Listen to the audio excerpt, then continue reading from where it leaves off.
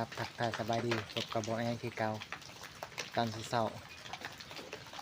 เมื่อนี้กาบ่แอกับมามาหน้ามาเยี่ยมให้เยี่ยมหน้าคือเก่าแล้วเนื่องจากฝนตกแล้วก็หาดำนาแล้วก็ยังบ่แล้วคักทุกคนเลยยังเรือไฮตากะก็ออกมาเรื่อยๆกับฝนก็ลิ้นโปรยปลายลงมาเรื่อยๆทุกคนก็อยากให้ทุกคนได้รับชมบรรยากาศอยู่บ้านนอกของหน้านะเป็นจังไดกะ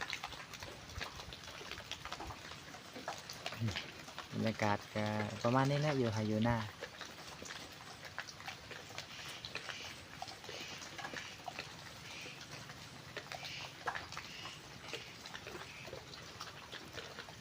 ถือว่าฝนตกลิ้นนะปีนี้หนาวต้องนั่งพิงไฟ